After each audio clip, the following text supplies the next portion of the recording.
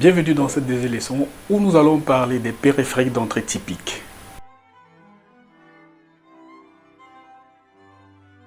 Les périphériques d'entrée connectent ou déconnectent le flux de courant dans un circuit électrique et transfèrent les signaux aux périphériques de contrôle.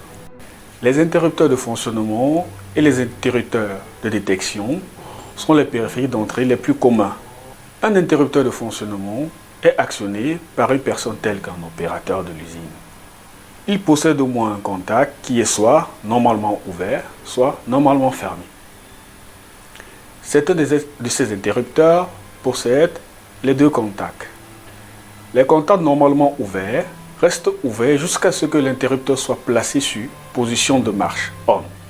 À ce moment, les contacts se ferment et complètent un circuit électrique.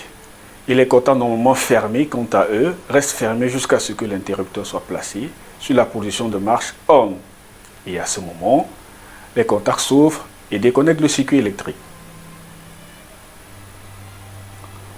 Pour illustrer la notion de contact normalement fermé ou normalement ouvert, prenons un circuit électrique basique composé d'une batterie, d'un bouton poussoir et d'une lampe.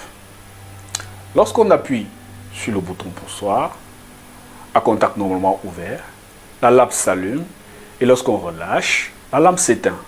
Par contre, sur un contact normalement fermé, la lampe cesse de fonctionner lorsqu'on appuie sur le bouton poussoir. Les interrupteurs de détection sont les capteurs par excellence utilisés dans le fonctionnement des tapis convoyeurs ou dans les bras de robots dans une ligne de fabrication.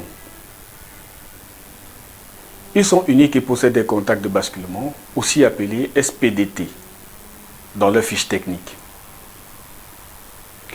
Ils possèdent à la fois un contact normalement fermé et un contact normalement ouvert.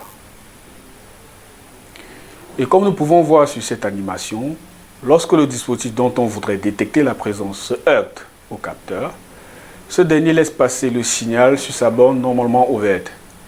Mais si c'était la borne normalement fermée qui était câblée, on aurait observé le phénomène inverse. Une de ces applications courantes est la détection de fin de course, comme illustré dans cette image.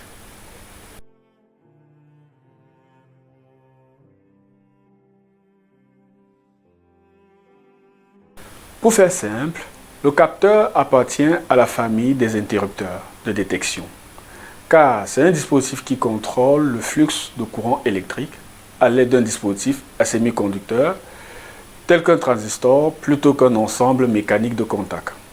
Ce transistor permet au capteur de réagir très rapidement au changement d'entrée et lui confère une durée de vie nettement supérieure à celle d'un ensemble de contacts à commutation à action mécanique. Comme illustré par cette animation, il existe de nombreux types de capteurs qui contrôlent le flux de courant électrique et leur classement est basé sur la manière dont ils détectent les changements d'entrée. Les types de capteurs les plus couramment utilisés dans l'automatisation industrielle sont les capteurs photoélectriques et les capteurs de proximité. Les capteurs photoélectriques détectent un objet lorsque l'intensité lumineuse change, tandis que les capteurs de proximité détectent un objet en utilisant les variations des champs magnétiques ou électriques. Nous voici arrivés au thème de notre deuxième leçon pour ce tout premier module.